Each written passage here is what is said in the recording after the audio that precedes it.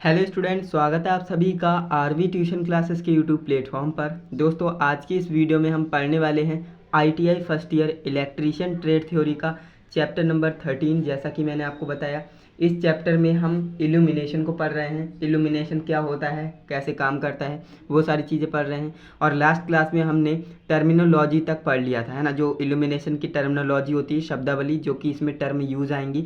Lumen हो गया, है ना, प्रदीप्ति कारक के नियम, ठोस कोण वगैरह वगैरह, है ना। काफ़ी सारी टर्मिनोलॉजी है, तो वो आज की इस वीडियो हम डिस्कस करने वाले हैं। अगर आपने पिछली क्लासेस को नहीं देखा है तो आप कैसे देख पाएंगे? इस वीडियो के डिस्क्रिप्शन बॉक्स में जाएंगे या फिर चैनल पर जाएंगे तो आपको प्लेलिस्ट मिल जाएगी। वहाँ से जाकर आप पुरानी सभी क्लासेस को कवर कर पाएंगे जो भी आपसे मिस हो गई थी। क्लियर है? तो चलिए आज की इस शानदार वीडियो को हम शुरू करते हैं। इसमें देखते हैं कि ल्यूमेन क्या होता है, ठोस कोण क्या होता है। इसमें भी आपके 4 से 5 टॉपिक कंप्लीट करके देंगे जो कि आपके सीबीटी एग्जाम में डायरेक्ट पूछे जाते हैं। तो ये आपके लिए इंपॉर्टेंट हो सकती है क्लास, है ना। तो इस क्लास को एंड तक कंप्लीट देखिएगा। तो देखिए ल्यूमेन क्या होता है ना। तो मैंने ल्यूमेन के बारे में आपको थोड़ी बहुत जानकारी दी थी, है ना, पिछली वीडियो में, लास्ट क्लास में। तो मैं एक बार और बता देता हूँ। ये जो है मानक मोमबत्ती से एक ठोस कोण में उत्सर्जित होने वाली प्रकाश की कुल मात्रा, है ना, एक ल्यूमेन कहलाती है। एक ल्यूमेन क्या है? एक ल्यूमेन की परिभाषा अगर आपसे कोई पूछता है तो आप कहेंगे एक मानक मोमबत्ती, है ना, जो स्टैंडर्डाइजेशन वाली, जो स्टैंडर्ड मोमबत्ती होती है, कैंडल होती है ना, उससे एक ठोस कोण में उत्सर्जित होने वाली प्रकाश की जो कुल मात्रा होगी, है ना, एक ल्यूमेन कहलाती है ना। उसे हम क्या कहते हैं? एक ल्यूमेन कहलाते हैं। ओके। यह प्रदीप्ति फ्लक्स की एसआई इकाई है। जैसा कि मैंने आपको बताया था, ये प्रदीप्ति फ्लक्स की क्या है? एसआई यूनिट है, जो कि मैंने आपको फॉर्मूला बताया था, तब मैंने आपको अच्छे से इसे समझाया था। इसके बाद आपका नेक्स्ट टॉपिक आता है ठोस कोण, यानी इसे हम इंग्लिश में सॉलिड एंगल कहते हैं। तो ठोस कोण क्या होता है? तो इसके बारे में आप जानते होंगे, नहीं जानते हो तो समझिएगा।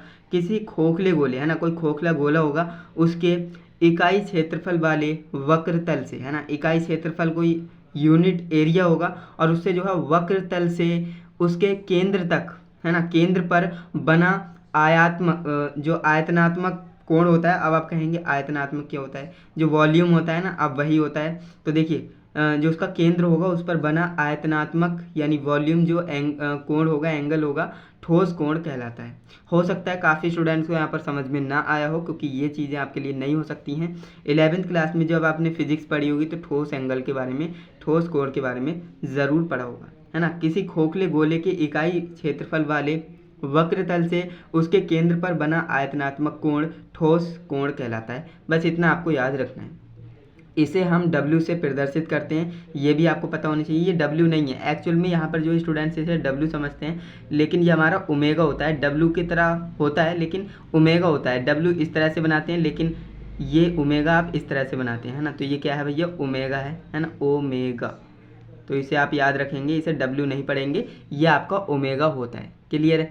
अब यहाँ पर जो है आपका एक फॉर्मूला आ जाता है ना, ठोस कोण का आपका एक फॉर्मूला आ जाता है। देखिए ठोस कोण का फॉर्मूला क्या होता है? तो एक ठोस कोण जिसे हम ओमेगा कहते हैं, है ना, ओमेगा बराबर क्या होता है? गोले के वक्र तल का क्षेत्रफल, है ना, जो गोले का वक्र पृष्ठ होगा। अब वक्र क्या होता है? आपने पढ़ा होगा, गोला है हमारे पास, है ना। तो ये जो है सरफेस इसकी वो क्या है? वक्राकार है। तो ये कह रहा है कि गोले के वक्र तल, है ना, वक्र तल का क्षेत्रफल बटे गोले का अर्ध व्यास, है ना, जो आधा व्यास होता है उसका स्क्वायर। बस ये आपका सिंपल एक फॉर्मूला होता है ओमेगा का, ठोस कोण का, है ना, सॉलिड एंगल का। तो इसे आपको याद रखना है। ये फॉर्मूला आपको न्यूमेरिकल्स में हेल्प करेगा, है ना। तो इसे आपको याद करना है। देखिए ओमेगा बराबर होता है गोले के वक्र तल का क्षेत्रफल, है ना, बटे में क्या जाएगा? गोले का अर्ध व्यास का स्क्वायर हो जाएगा। बस सिंपल सा फॉर्मूला है, प्यारा सा फॉर्मूला है ना।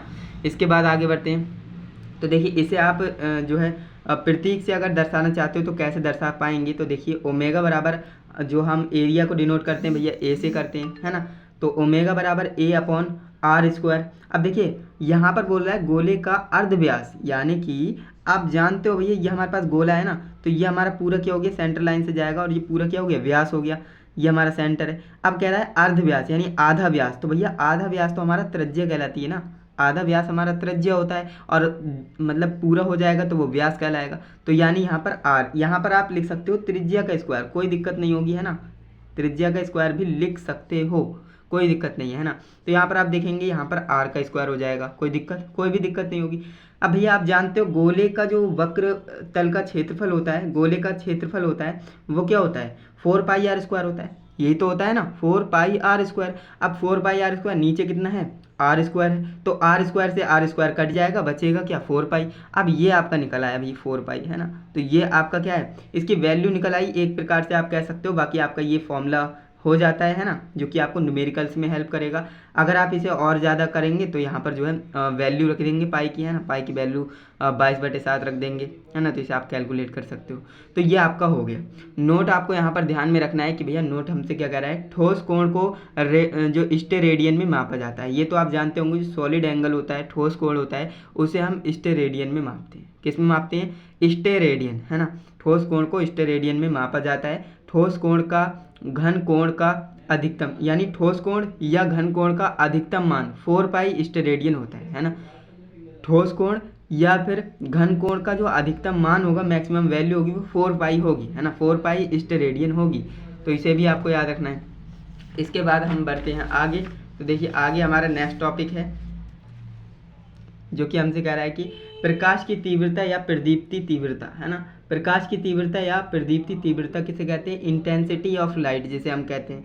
भाई तीव्रता से आप एक बात ध्यान रखें, तीव्रता का मतलब है कि जो उसकी चमक है ना, उसकी जो इंटेंसिटी। अब जैसे आपके फ़ोन में ब्राइटनेस का सिस्टम होता है ना, उसे आप कम या ज़्यादा कर सकते हो, तो उसकी तीव्रता घटा बढ़ा रहे हो, बस इतना सा है, इतना ही आपको समझना है। देखिए प्रकाश की तीव्रता सामान्यतः प्रकाश की चमक पर निर्भर करती है। मैंने आपको बताया, आपके फ़ोन की चमक होती है, उसे आप कम ज़्यादा कर सकते हो, है ना, जो ब्राइटनेस को कम ज़्यादा कर सकते हो। तो वही है, प्रकाश की तीव्रता सामान्यतः प्रकाश की चमक पर निर्भर करती है, डिपेंड करती है ना।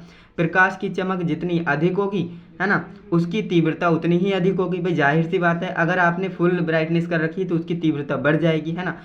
और ब्राइटनेस को कम कर रखा है तो आपकी जो फ़ोन की ब्राइटनेस है वो कम हो जाएगी। तो इसीलिए बोल रहा है कि प्रकाश की चमक जितनी अधिक होगी उसकी तीव्रता उतनी ही अधिक होगी, है ना। और इसे हम आई से डिनोट करते हैं, ये आप याद रखेंगे। जो इंटेंसिटी ऑफ लाइट है ना, जिसे हम प्रकाश की तीव्रता या फिर प्रदीप्ति तीव्रता कहते हैं, इसे हम आई से डिनोट करते हैं। ये बात आप ध्यान रखेंगे, है ना। और इसका मात्रक भी याद रखेंगे भैया, इसका मात्रक क्या होता है, कैंडिला होता है ना। सिंपल आपका कैंडिला होता है। और ये क्वेश्चन पूछा जाने वाला क्वेश्चन है, सीबीटी एग्जाम में आता है ना, कि इंटेंसिटी ऑफ लाइट की यूनिट क्या होती है, मात्रक क्या होता है ना, प्रकाश की तीव्रता की इकाई क्या होती है, तो आप कहेंगे कैंडिला होती है। ये आपका एग्जाम में क्वेश्चन आता है, तो इसे आप याद रखेंगे।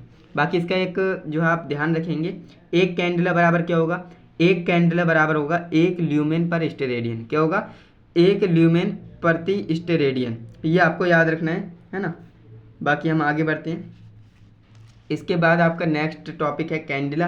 अब कैंडिला के बारे में समझ लेते हैं भैया, ये कैंडिला क्या होता है। तो देखिए कैंडिला प्रदीप्ति की एसआई यूनिट है। जैसा कि मैंने आपको बताया, प्रदीप्ति की क्या है, एसआई यूनिट क्या है, कैंडिला है ना, मैंने आपको बताया। तो कह रहा है कि इसके चारों यानी यहाँ पर चारों नहीं होगा, है ना, इसके 4π ल्यूमेन फ्लक्स प्राप्त होता है ना, इसके चारों ओर, या फिर यहाँ पर चारों ओर होगा, बाकी मैं इसे करेक्शन करके ही पीडीएफ में डालूंगा। तो कह रहा है कि 4π ल्यूमेन फ्लक्स प्राप्त होता है। इसे सीडी में सीडी मतलब कैंडिला है, यहाँ पर कंफ्यूज मत होना, मैं लिख देता हूँ कैंडिला। तो ये आपका कैंडुला होता है। तो कह रहा है कि इसके चारों ओर 4π ल्यूमेन फ्लक्स प्राप्त होता है। इसे सीडी यानी कैंडिला में व्यक्त किया जाता है। किसमें, इसे सीडी यानी कैंडिला में व्यक्त किया जाता है। तो इसे आपको याद रखना है। ये एक सिंपल सी परिभाषा है जो कि आपको पता होनी चाहिए, बाकी इसकी ज़्यादा ज़रूरत नहीं। इसके बाद नेक्स्ट आपका है कैंडिला शक्ति यानी कैंडिला पावर। क्या होता है, तो देखिए प्रदीप्ति फ्लक्स एफ को मापने की एक अन्य इकाई कैंडिला पावर भी होती है, इसे भी आपको याद रखना है। कैंडिला के बारे में आपको जानकारी हो गई, तो कैंडिला पावर के बारे में भी जानकारी होनी चाहिए। तो कैंडिला पावर क्या होता है, प्रदीप्ति फ्लक्स एफ को मापने की एक जो है अन्य यूनिट या फिर इकाई कह सकते हैं, तो वो उसे हम कैंडिला पावर कहते हैं। समझ में आया। चलिए आगे बढ़ते हैं नेक्स्ट क्वेश्चन की ओर, क्योंकि वीडियो ज़्यादा बड़ी नहीं करेंगे। बाकी आपको समझ में आ ही रहा होगा, जहाँ पर भी आपको दिक्कत हो कमेंट कर देना, बाकी मैं नेक्स्ट वीडियो में कवर कर लूँगा आपका टॉपिक जो भी होगा। नेक्स्ट आपका टॉपिक है ये मुख्यतः 3 प्रकार। अब देखिए हमने अभी क्या पढ़ा, कैंडिला शक्ति, है ना। तो कैंडिला शक्ति की बात कर रहे थे हम। तो ये जो है मुख्यतः 3 प्रकार की होती है ना। 3 प्रकार की कौन कौन सी हैं, पहला है औसत क्षैतिज कैंडिला शक्ति, दूसरा है औसत गोलाकार कैंडिला शक्ति, तीसरा है औसत अर्धगोलाकार कैंडेला शक्ति। तो ये 3 तरह की होती हैं, इन्हें आपको याद रखना है। बाकी इनके बारे में मैंने यहाँ पर लिखा नहीं है, अगर आप चाहें तो बुक से देख सकते हो, पढ़ सकते हो, बाकी इसकी ज़्यादा ज़रूरत नहीं है। नेक्स्ट आपका है चमक, है ना, ब्राइटनेस, जिसे हम कहते हैं ब्राइटनेस, है ना। फ़ोन की आपकी क्या है, चमक है। तो देखिए ब्राइटनेस क्या होता है, किसी प्रकाशित, है ना, किसी प्रकाशित वस्तु की किसी सतह के प्रति इकाई क्षेत्रफल, है ना, इकाई क्षेत्रफल की प्रदीप्ति तीव्रता को उसकी हम चमक कहते हैं। समझ में आया? नहीं आया तो एक बार दोबारा समझिए। किसी प्रकाशिक वस्तु की किसी सतह के प्रति, यानी कोई प्रकाशिक वस्तु हमारे पास है और उसकी किसी सतह के प्रति इकाई क्षेत्रफल की प्रदीप्ति तीव्रता को हम उसकी चमक कहते हैं। बस इतना आपको याद रखना है। इसकी जो है इकाई क्या होती है भैया, कैंडेला मीटर, कैंडेला प्रति मीटर स्क्वायर होती है। क्या होती है? कैंडेला पर मीटर स्क्वायर, या फिर इसे हम कैंडेला प्रति सेंटीमीटर स्क्वायर भी कहते हैं, है ना। तो ये आपको ध्यान में रखना है। अब इसके बाद देखिए चमक, है ना, एल, चमक को हम एल से डिनोट करते हैं। यहाँ पर आप लिख सकते हो, इसे हम एल से प्रदर्शित करते हैं, वो आप लिख लेना। तो चमक यानी ब्राइटनेस को हम एल से डिनोट करेंगे। तो एल बराबर हमारा एक फॉर्मूला हो जाएगा, एल बराबर होगा 1/A। एल बराबर होगा 1/A। इसका मात्रक क्या होता है, इसकी यूनिट होती है कैंडेला प्रति मीटर स्क्वायर। क्या होती है? कैंडेला प्रति मीटर स्क्वायर। तो इसे आपको याद रखना है, क्योंकि ये भी आपको न्यूमेरिकल्स में हेल्प करेगा। बाकी नेक्स्ट हमारा है चौंध। अब ये चौंध क्या होता है, ग्लेयर, जिसे हम कहते हैं ग्लेयर, है ना। तो कह रहा है कि किसी प्रकाश स्रोत के द्वारा उत्पन्न वह तीव्र प्रकाश जिसे आंखों से देखा नहीं जा सकता। अब जैसे मान लीजिए सनलाइट है ना, अब आप डायरेक्ट सन की तरफ तो नहीं देख सकते, देखेंगे तो दिक्कत होगी, है ना, आप देख ही नहीं पाएंगे, और देखेंगे तो हो सकता है आपकी आंखें भी खराब हो सकती हैं। तो वो क्या है, एक चौंध प्रकाश है ना, ग्लेयर है ना, ग्लेयर लाइट है। तो उसे हम नहीं देख सकते डायरेक्ट आंखों से, है ना। तो वही कह रहा है कि किसी प्रकाश स्रोत के द्वारा उत्पन्न वह तीव्र प्रकाश जिसे हम आंखों से नहीं देख सकते, नहीं देखा जा सकता, अथवा देखने का प्रयास करने पर कष्ट का अनुभव होता है। अब जैसे आपने सूरज की तरफ कभी देखा होगा ना, तो आपको दिक्कत होती होगी, है ना, आप देख ही नहीं पाते होंगे ज़्यादा देर तक। तो वही कह रहा है कि अगर देखते भी हैं तो हम देखने का प्रयास करेंगे तो हमें कष्ट का अनुभव होगा, वह चौंध कहलाता है, और उसी को हम चौंध कहते हैं, ग्लेयर कहते हैं। बस इतना आपको याद रखना है। बताइए, ये कोई कठिन, आपने जो है रियल लाइफ में भी ये देखा होगा, है ना, सनलाइट की तरफ कहीं ना कहीं देखने का आपने प्रयास किया होगा, तो आप नहीं देख पा रहे होंगे। तो वो क्या है, एक चौंध प्रकाश है, ग्लेयर लाइट है ना। तो वही कह रहा है कि इसे हम क्या कहते हैं, चौंध कहते हैं। जैसे सूर्य को सीधा देखने पर आंखों पर चौंध लगने का अनुभव होता है, जो कि मैंने बता दिया, है ना। समझ में आया? बिल्कुल आया होगा। चलिए आगे बढ़ते हैं नेक्स्ट क्वेश्चन की ओर। देखिए नेक्स्ट हमारा जो क्वेश्चन नहीं, टॉपिक है, जो कि हमसे कह रहा है कि मीटर कैंडल शक्ति, है ना, मीटर कैंडल शक्ति यानी मीटर कैंडल पावर क्या होता है, तो इसके बारे में पढ़ लेते हैं। यदि किसी 1 मीटर व्यास वाले गोले के केंद्र पर, है ना, यदि 1 मीटर व्यास, यानी यहाँ पर 1 मीटर का व्यास वाले गोले की बात हो रही है ना, यदि 1 मीटर व्यास वाला हमारे पास गोला है तो उसके केंद्र पर 1 कैंडल शक्ति का प्रकाश डाला जाए, है ना, और उसके हम क्या कर रहे हैं, उसके गोले पर, उसके केंद्र पर हम क्या कर रहे हैं, 1 कैंडल शक्ति का प्रकाश डाल रहे हैं, तो वह उसके भीतर, उसके अंदर यानी उसके भीतर उत्पन्न प्रदीप्ति को मीटर कैंडल शक्ति कहते हैं। समझ में आया? नहीं आया तो समझिए। देखिए हमारे पास एक गोला है ना, एक गोला है, और वो क्या है, उसका व्यास कितना है, 1 मीटर है ना। हमारे पास 1 मीटर व्यास वाला एक गोला है, और उसके केंद्र पर हम क्या कर रहे हैं, 1 कैंडला शक्ति, है ना, 1 कैंडला शक्ति का प्रकाश डाल रहे हैं। कहाँ पर? उस गोले के केंद्र पर, है ना। तो वह कह रहा है कि वह उसके अंदर उत्पन्न प्रदीप्ति को मीटर कैंडल शक्ति कहेंगे। सिंपल सी है। अगर ऐसा आप कर रहे हैं तो उसके जो भीतर यानी उसके अंदर जो उत्पन्न प्रदीप्ति होगी उसको हम मीटर कैंडल शक्ति कह देंगे। सिंपल सी बात है, समझ में आ गई होगी, है ना। नेक्स्ट आपका क्वेश्चन, नेक्स्ट आपका टॉपिक है परावर्तन गुणांक, है ना। जो परावर्तन गुणांक होता है, रिफ्लेक्शन फैक्टर, है ना। रिफ्लेक्शन फैक्टर क्या होता है? देखिए किसी तल द्वारा परावर्तित प्रकाश एवं उस पर आपतित प्रकाश के अनुपात को परावर्तन गुणांक कहते हैं, है ना। अब देखिए परावर्तन क्या होता है, आपतन क्या होता है, आपने 10th क्लास में पढ़ लिया होगा, है ना। जैसे यहाँ पर हमारे पास क्या है, ये मिरर है ना, यहाँ से लाइट आती है तो यहाँ से टकराने के बाद यहाँ जाती है ना। तो ये क्या है, परावर्तन है, यहाँ से हम अभिलंब डालते हैं, है ना। तो ये आप जानते होंगे, ये आपतित किरण हो गई, है ना, ये परावर्तित किरण हो गई, है ना। तो ये आप जानते होंगे, इन्हें आपको समझाने की ज़रूरत नहीं है, बाकी टाइम वेस्ट होगा। तो देखिए ये आपसे कह रहा है कि सिंपल सी बात है, किसी तल द्वारा परावर्तित प्रकाश, है ना, परावर्तित प्रकाश एवं उस पर आपतित प्रकाश यानी परावर्तित प्रकाश और आपतित प्रकाश के अनुपात को क्या कहते हैं भैया? परावर्तन गुणांक कहते हैं, रिफ्लेक्शन फैक्टर कहते हैं। तो परावर्तन गुणांक क्या हो जाएगा? परावर्तित प्रकाश और आपतित प्रकाश, है ना, और इनका अनुपात, है ना। तो ये आपका क्या हो जाएगा? एक फॉर्मूला हो जाएगा जो कि आपको हेल्प करेगा न्यूमेरिकल्स में। क्लियर है? इसके बाद आपका नेक्स्ट टॉपिक है भैया पारेषण गुणांक। अब ये पारेषण गुणांक क्या है? जिसे हम ट्रांसमिशन फैक्टर कहते हैं। क्या कहते हैं? Transmission factor. तो देखिए, किसी पारदर्शी माध्यम से पारेषित प्रकाश एवं उस पर आपतित प्रकाश के अनुपात को पारेषक गुणांक कहते हैं, है ना। समझ में आया? पारेषण होगा यहाँ पर।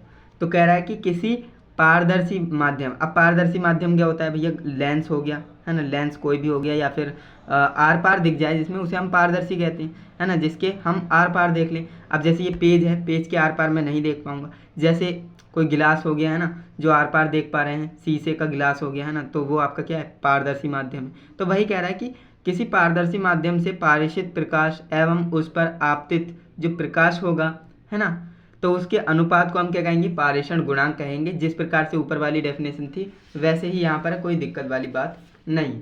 समझ में आया? चलिए, समझ में आ गया होगा। अब देखिए, नेक्स्ट हमारा जो टॉपिक है ना, वो नेक्स्ट आपको एक डायग्राम बनाना है जो कि आपकी बुक में अवेलेबल है। देखिए, ये हमारा है इंस्टेंट स्टार ट्यूब। क्या कहते हैं इसे? इंस्टेंट स्टार ट्यूब कहते हैं। यहाँ पर आपकी एक ट्यूब होती है ना, यहाँ पर बेलास्ट होता है और यहाँ पर आपके वोल्टेज होते हैं। एसी जो है 230 वोल्टेज होते हैं।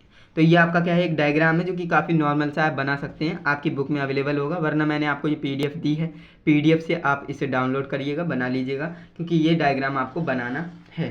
क्लियर है? समझ में आया? तो बिल्कुल आपको आज की इस क्लास में मज़ा आया होगा, समझ में आई होंगी सारी चीज़ें, है ना। अगर आपको कहीं पर डाउट लगे तो आप मुझे कमेंट कर दिया करें, है ना। मैं आपके कमेंट को रिप्लाई करता हूँ और कोशिश करता हूँ सभी कमेंट्स के रिप्लाई करने की, है ना।